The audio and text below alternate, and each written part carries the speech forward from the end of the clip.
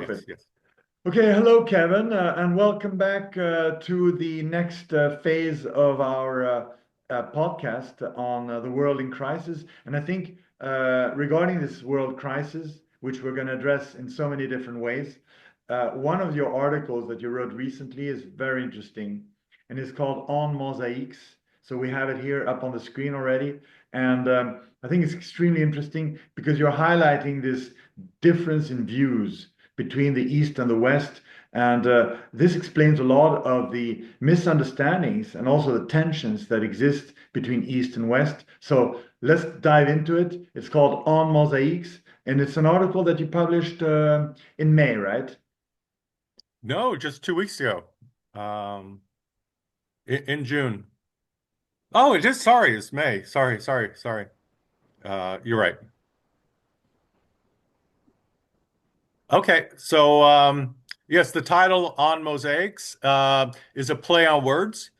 We have the Mosaic Covenant, which defines Christianity and Judaism, and then the same word, the Mosaic doctrine, also describes the Iranian defense concept to defend against decapitation strikes. It's a policy of fragmentation where they break down into autonomous units, having learned their lesson from the invasion of Iraq by the U.S. and the fall of Saddam Hussein. So we we start with, so by the way, it's very important. This is a collaboration with an Argentinian architect, Pio Tortora, who is a friend from Argentina. And we've been in discussion for years, basically talking about philosophy, eschatology, and certainly the difference between unipolar and multipolar world. And so we've always wanted to collaborate on something more ambitious, more philosophically deep, and we finally produced our first essay together. But that would be And so, interesting then to maybe invite him and do another session with him, right? absolutely, really should. This happened. It's still in his morning, but definitely we should have him on because he has certain, we each have certain expertise, and he has more of the expertise on Gilles Simondon, who is one of the philosophers that we talk about in this. And so I start with, well, we start with the John Boyd's OODA loop. John Boyd was a colonel in the U.S. Air Force. He's what I call the subversive strategist. He didn't like the American way of making war, and so he was basically became an amateur intellectual. He went through a deep study of military history and of philosophy, of science, evolutionary theory, and he came up with this diagram of, it started with, he was a fighter pilot, and so he tried to figure out how fighter pilots make their decisions. And so we have observe, you observe the other fighter pilot. Orient, this is the most crucial stage where the fighter pilot has to decide what's happening, then decide and act, and then it loops it over and over again. And so what I want to emphasize is the orient phase. And here we come down to the Western tendency to universalize their point of view. We grow up thinking that our way is the way and that everyone else should conform to our way. Unfortunately, especially in war or in other competitive endeavors, it doesn't always work that way. And so it's extremely important, and this is one thing Boyd emphasized, in order to avoid self-delusion, you must understand your adversary. And it's called strategic empathy. And it's important empathy. It sounds like, oh, I love my enemy. No, that would be strategic sympathy. Empathy is to understand, to go in his shoes and to understand his moves. Of course, And and just to make a small interruption here, this fact that we in the West tend to believe, at least the elites in the West tend to believe that they're so superior, this actually is a drawback, right? It's an inconvenience because it makes, because first of all, it makes it it makes it feel in the West that you have the best solutions. They may have other solutions as well, but we have the best ones. And if they have other solutions, it's because they still haven't understood ours, which are better. And it comes back even to the Enlightenment, right? Where basically the universal values are Western values, and therefore they are, since they are universal, they shall spread across the world. And if they haven't done so yet, it's because the other civilization has not yet caught up, right? So we see this whole way of thinking in the way that they approach Iran. So yeah, please go ahead. That's exactly correct, Finn. And it's what I would call strategic narcissism, in that you project your own views onto your enemy. And so this is something very important in the current, or maybe it's ending, Iran war, is that after the decapitation strike where they killed Ayatollah Khomeini, the Iranian structure fragmented, or at least appeared to fragment. And so a lot of American thinkers like, oh, they're a mess. They don't have a leader. They're in chaos. But in fact, that's literally their strategy. That's exactly what they wanted to have happen in order to a fragmentation, in order to create a process that makes them much more resilient. It's too easy if you can decapitate a leader, then it's done. The society collapses. So they Exactly. built in resilience and had the American war leaders. Okay, I'm sure there's some in the Pentagon who understood this. Don't get me wrong. The American military, there's a lot of bright leaders, just like John Boyd, who followed in his footsteps and understand what's going on. But often in the political leadership, they don't have time for those nuances. They need their victory. And so they impose these universalist narratives, as you say, from the Enlightenment, the Western way is the way, the only way, and if the others aren't doing it, they need to catch up. Now, what's interesting, where there's a bit of an asymmetry, say in Iran or China or the rest of the world, they do study Western ideas. They Exactly. know us. They know inside and out. They go to our universities. Their Exactly. influence inspired often by our thoughts, but they also see the weaknesses and they know how to adapt to these ideas. And if you're in a military or a competitive situation, if you're stuck in one mindset, that's dangerous and it's leads to weakness. And one And thing I wanted, so, yeah, one thing I oh, wanted to just jump in here is that when you talk about this decapitation, what is so interesting is that the West proceeds always in this way, right? They always talk about cutting off the head of the snake. You have the capture of Maduro and basically thinking that in Venezuela, you just take away Maduro and everything else will fall into place. Or there are many other ways, many other examples, right? Right now, they're discussing whether or not they're going to try to kidnap Mr. Canal, who is the president of Cuba. You have the same thing with respect to Saddam Hussein, who was, of course, he was actually a dictator with a lot of control. So in that case, it actually maybe could make some sense. But you can see this Western focus on a single person or a single this power structure that is focused into single or in a very small amount of people. And this is also very much the Israeli way, right? The Israeli way yes. is to basically decapitate, kill, and then everything will fall into place. But this is because Israel has a very small size as well. So that's the only way they can actually, they feel that's the only way they can actually mean something on the international stage by killing, which is simply awful, right? But finally, we can see that it never really works. It works in certain very particular cases, but generally, especially when you go to a culture such as the Iranian culture, obviously it's not going to work. And that's why it's so interesting to see the way the Ayatollah Khamenei, the father, right?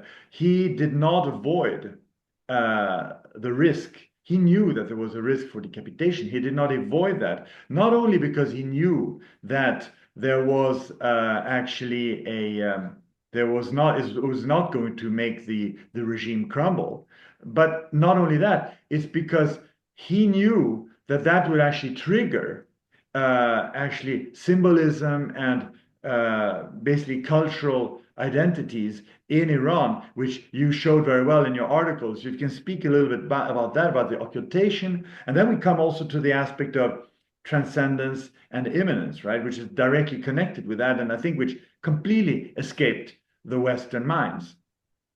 Yes, you're absolutely right. And so the Christian and Judaic foundations are based on Moses as the one leader, the Mosaic covenant, who was the who talked to God. And so it is very much embedded that if we just decapitate the other side, they will fall apart. And we saw this, okay, after Saddam fell, the Sunni hierarchy fragmented into an insurgency formation. And we saw all through the 2000s, during that struggle, they were constantly killing the leader of Al-Qaeda or ISIS, and nothing ever happened. It just continued on. And so, yes, it was pointless. And so, with what was very interesting about the assassination of Ayatollah Khomeini and bringing his son to power, that would have escaped a lot of people in the West. Now, I'm not an expert on Islamic theory and traditions, but this is so clear that they're called Twelver Shiites. In other words, they think that the Messiah, I'm explaining this. It's not the correct term, but I'm explaining it within the Western mode, was the 12th Imam. And so what happened is the 11th Imam was killed by the Sunni leadership. Shiites were traditionally a minority and kind of an oppressed minority, and so their leader was killed by the authorities, and so his son went into hiding. It's called the occultation, the minor occultation. And so he was alive, and this mirrors exactly what Khomeini's son is doing right now. He's in hiding to avoid uh, Israeli fighter jets. And what your point, Finn, about the elder Khomeini, he basically sacrificed himself. He called a meeting in his compound on a Saturday. He knew very well what was going to happen, but he also, as you said, triggered a process, and he triggered the collective memories of the Iranian people, and then they and so when the 12th, his son came to power, he was in occultation, which, so just to quickly go through that, once the 12th Imam, apparently, I mean, I have to be sensitive here, passed away in his real life, he ascended into the grand occultation. So he's still there among the people. He's still a force, and he'll come in the end times.